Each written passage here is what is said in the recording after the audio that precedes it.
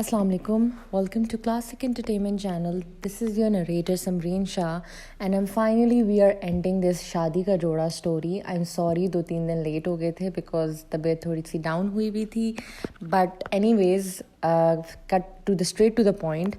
हम ये जो है शादी के जोड़े का पार्ट 2 यानी आखिरी पार्ट है, सब ख़त्म हो गया के नाम पे और दुखी आत्मा का इश्क वाला लव. ठीक है, उसके बाद आपने ये दुखी भरी सच्ची कहानी को दिल थाम के सुनना है कि आप शाहरुख खान के जवान को भी भूल जाओगे. खैर, शुरू करते हैं.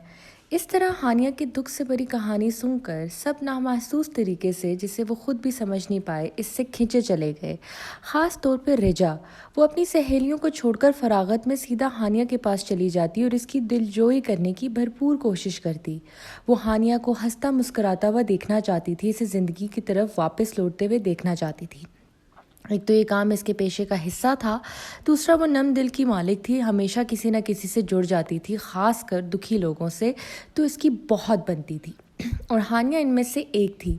वो हानिया को इतना सूखा देखती तो इसे दुख होता था. यहाँ हर पागल कोई भी हरकतें करते मगर खाना ज़रूर खाते और जम कर खाते, और हानिया तो खाने के आसपास भटकती नहीं थी. रिजा ने बड़े इसरार करके पूछा और जानना चाहा तो अपनी अदास आंखों को दूसरी तरफ किए गमगीन लहजे में बोली, फैसल मुझे अपने हाथ से खाना खिलाते थे. जब वो नहीं रहे तो खाने की तमन्ना नहीं रही. एक वही थे जिन्हें मेरी खाने की फ़िक्र होती थी. रिजा बेचारी खुद पे जज्बाती हो जाती और फिर गेस्ट हाउस आकर इन सबको हानिया की रोज़ाना की बैक स्टोरी सुनाती. लव मैरिज थी बेचारे की. फैसल बहुत अमीर कबीर CSS ऑफिसर था जो शिकागो में होता था, जबकि ये इसके बाप के ऑफिस में मुलाजिमत करती थी. ये मिडिल क्लास फैमिली से बिलोंग करती थी और 4 भाइयों की इकलौती लाडली बहन थी, मगर 2 भाई माजूर थे और 2 शादी करके अलग अलग मुल्क चले गए और थोड़ा बहुत खर्चा पानी भेजते थे. इसने जिद बांधी कि ये काम करेगी और बेटा बनकर दिखाएगी. फैसल छुट्टियों में एक दिन ऑफिस आया और इस पर दिल आ गया इसका, लेकिन ये अपने मामू के बेटे दिलावर को पसंद करती थी. फैसल तो जैसे मानो फिल्मी हीरो की तरह ऑब्सेस्ड हो गया. रिश्ता भेज दिया. क्लास का डिफरेंस था मगर इसके माँ बाप को एतराज़ नहीं था, इन्हें बेटे की खुशी अजीज़ थी. लेकिन हानिया को गुस्सा आ गया. इसके माँ बाप को भी, अगर हानिया को अपनी मोहब्बत अजीज़ थी, इसने रिश्ते से सीधा मुंह पे इनकार कर दिया. यह अंदाज़ फैसल की माँ को पसंद नहीं आया और काफ़ी बेइज्जती भी कर दी, जिस पे बेचारी हानिया के बाप को दिल का दौरा पड़ा और वो चल बसे. फैसल को बेइज्जती के साथ रकाबत भी पसंद नहीं थी. इसने हानिया के इनकार की वजह ढूंढी और फिर दिलावर तक पहुंच गया और उसको ऐसी धमकी दी कि वो तो मुल्क छोड़कर भाग गया. फिर वो हानिया की फैमिली पर प्रेशर और अनगिनत मुसीबत डालने लगा, जिस पे मजबूरन हानिया को घुटने टेकने पड़े और उसने निकाह कर लिया. फिर गेस व्हाट, इसके बाद फैसल इतना मेहरबान लवर साबित हुआ. वो उसको रोज़ रात को वीडियो कॉल करता था, गिफ्ट्स भेजता था, गाने गाता था. इसकी हर चीज़ इसके पसंद के मुताबिक आ रहा था कि वो ना चाहते हुए भी सब भूल गई. और शादी के दिन जैसे ही करीब आए वो बहुत खुश थी, इसके बावजूद कि इसके आगे जाकर इसके ससुराल वाले इतनी आसानी से कबूल नहीं करेंगे. मगर फैसल ने इसे ख्वाब दिखाए थे कि इसे फ़र्क नहीं पड़ता था. फिर वही हुआ जो कोई तसव्वुर भी नहीं कर सकता था. सब रिजा की बात सुनकर गहरी अफसोस भरी सांस छोड़ते. इनके इसके लिए हमदर्दी 10 गुना बढ़ जाती. पता है कि 2 दिन बाद इसकी निकाह एनिवर्सरी और वो मरने मराने की बात कर रही है. कहती है वो अजियत नहीं सह सकती. मैं इतना डर गई, मैं तो सोच रही हूँ कि इस दिन इस पर नज़र रखी जाए या फिर असाइलम वालों को इत्तला दे दी जाए. हाँ, मुझे भी कुछ ऐसा ही कह रही थी कि अब मैं किसी को भी ज़हमत नहीं दूंगी. क्या ये इसका मतलब था? सायरा हमेशा की तरह कंबल के अंदर दबकी रसाला पड़ रही थी. अचानक रिजा की बात सुनते हुए अपना सर बाहर निकाला. ओह, ये तो बड़ा सीरियस मामला है. पेशेंट के ट्रिगर को पुश नहीं करना चाहिए. अगर हम पैरा देंगे तो वो अलर्ट हो जाएगी. क्यों ना इसे सरप्राइज़ करें, इसकी दिलजोई करें जैसे हमेशा से करते हैं, और इसे पता लगना ना दें कि वो दिन भी गुजर गया. ऐसे में इसकी सुसाइडल थॉट्स की शिद्दत कम हो जाएगी. ऐसे लोगों को अकेला तब तक नहीं छोड़ना चाहिए जब तक इनके अंदर की तन्हाई और मायूसी ना कम हो जाए. आरोशे अपने हाथों में नेल को फाइल करती सोच कर बोली, ठीक है, केक बनाकर ले जाएंगे और उसे कहेंगे मेरा बर्थडे है। इस तरह वो वेलकम फील करेगी और उसे लगेगा कि वो अकेली नहीं है, इसका कोई है जो इसके लिए फ़िक्रमंद है और इसे खुश देखना चाहता है। रिजा हमेशा की तरह पुरजोश अंदाज में बोली, जिस पे सब इसे देखते रह गए। फिर ना चाहते हुए इसकी बात से इत्तेफाक करने लगा। आखिर वो किसी की ज़िंदगी का सवाल था और इसे किसी की जान बचाना तो उनका पेशा था। वो तीनों छुप कर तकरीबन 11:45 को पहुंच गए थे। इनको डर था कि कहीं क्या पता सीधा 12 बजे अपने साथ कुछ ना कर ले। वो किसी किस्म का रिस्क नहीं ले सकते थे। काम से आते ही सीधा रीजा तो बाजार के लिए निकल गई और 40 मिनट के फासले पे करीब बने बेकरी से इसने 1 पाउंड का केक लिया और वापस आकर इसने कमरे में ही रख दिया। वैसे भी आलमंड केक था और दूसरा यहाँ सर्दी थी। फिर राहत के पहरा वो सिक्योरिटी गार्ड को बताने लगे कि वार्ड में इनमें से एक की कीमती अंगूठी गिर गई और इसे किसी हालत में से ढूंढना चाहते थे। पहले तो वो मान नहीं रहा था, मगर जब इन डॉक्टर्स ने अपनी आईडी दिखाई और ये भी कहा कि अगर इन्हें अंगूठी ना मिली तो ये मामला सुबह तक बड़े लोगों में चला जाएगा, वो तो सुनते ही घबरा गया। गार्ड असफंदियार ने इन्हें कहा, आप लोगों के पास 20 मिनट हैं, जल्दी आ जाइएगा। वो सर हिलाकर तेज़ी से इस वार्ड की तरफ भागे जिधर हानिया रहती थी। वो दरवाज़ा एहतियात से खोल कर अंदर आए और फिर करीब ही दरवाजे के करीब पहुंचे तो आरोशे ने देखा। वो 1 मिनट के लिए चौंक गई। रिजा तो सीधा दरवाज़ा खोलने ही लगी थी कि आरोशे ने इसे रोका। 1 मिनट, ये शीशे से देखो। रिजा चौंकी और इसने थोड़ा सा ऊंचा होकर दरवाजे के छोटे से शीशे में झांका। साथ में सायरा ने भी बीच में मुंह दिया तो बस हानिया इंसानी ढांचे को पकड़े इसके साथ झूम झूम कर नाच रही थी।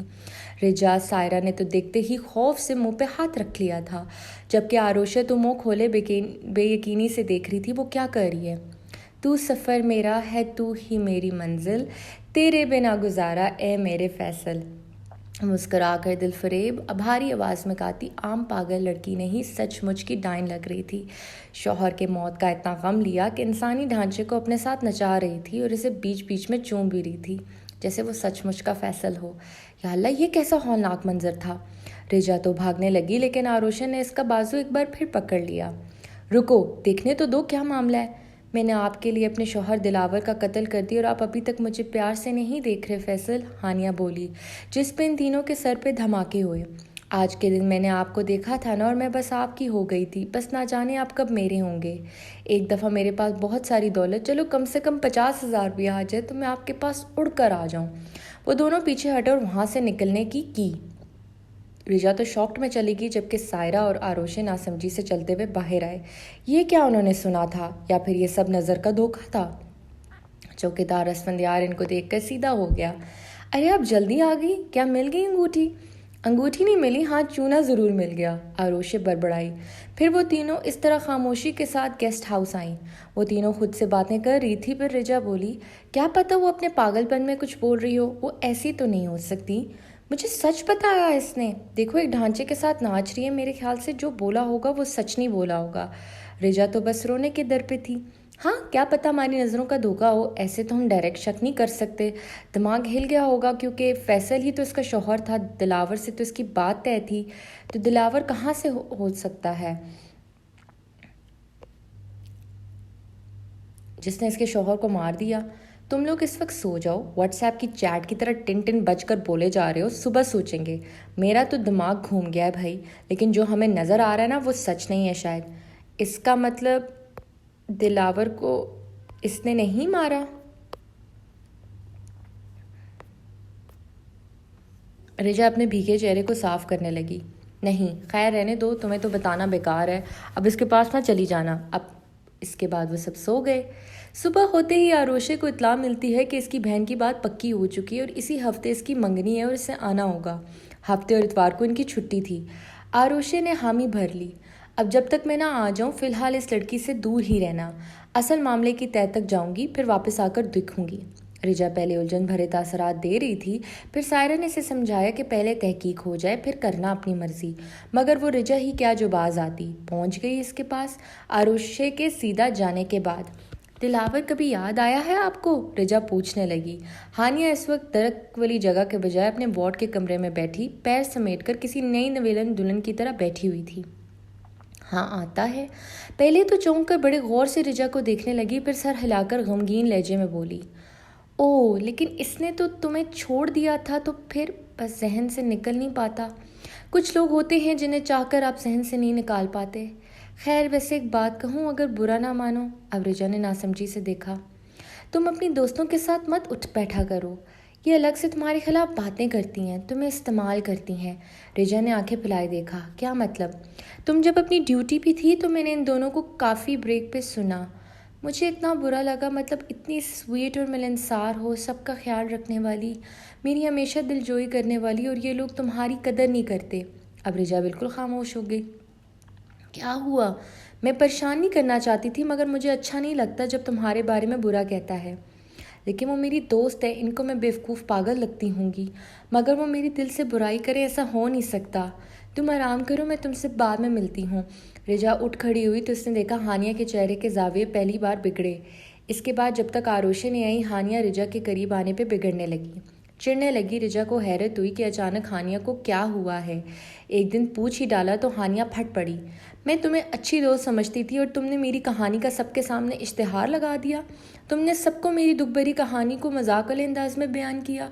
तुम ये कैसे कर सकती हो? तुम्हें तो अपना वाहिद हमदर्द इस हॉस्पिटल में समझा था। रिजा का तो सर चक्कर आ गया। इसने भला कब इश्तिहार लगाया? इसने मज़ीद जानना चाहा, पूछना चाहा, मगर हानिया वहाँ से भागकर न जाने कहाँ छुप गई।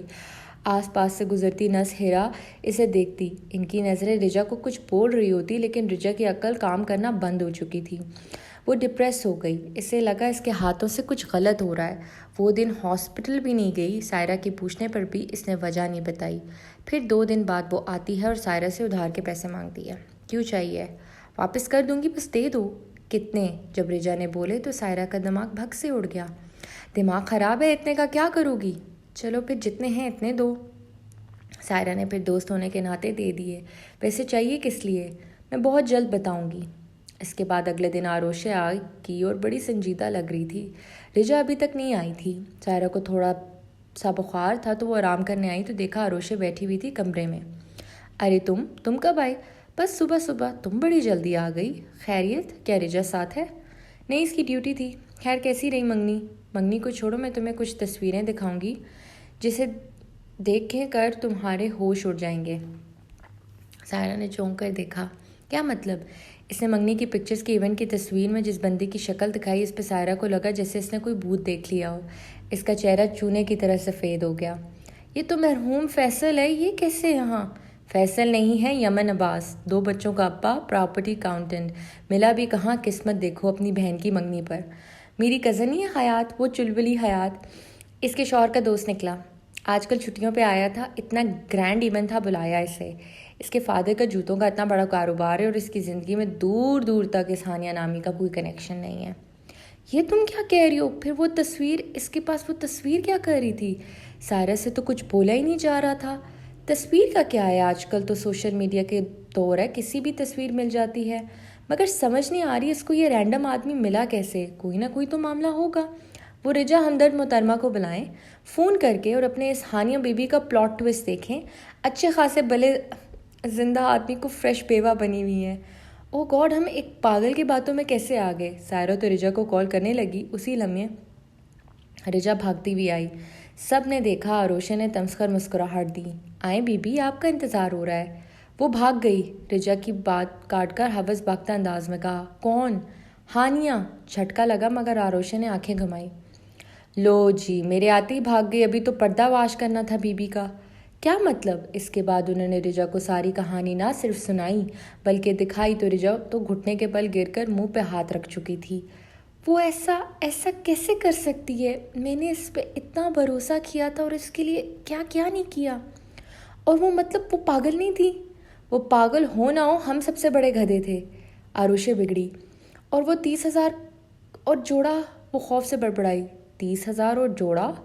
आरुषि ने नासमझी से पूछा। सायरा का तो मुंह पूरा का पूरा खुल गया। तुमने मेरे से 15,000 लेकर क्या किया है? सायरा तो इसके सामने आई। रिजा डरते डरते देखा। बताओ रिजा, जोड़ा और 30,000 का क्या किया तुमने?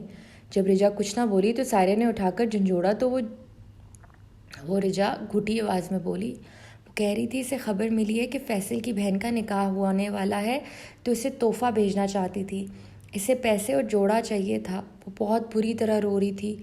अपने आप को मार रही थी। मुझसे बर्दाश्त नहीं हुआ, मैंने ख़ुद को रोका मैं इसके पास ना जाऊं, मगर मैं क्या करती, बेवकूफ़ जो थी, और इसे तुम्हारे से उधार लेकर दे दिए ताकि वो इसे गिफ्ट भेज दे।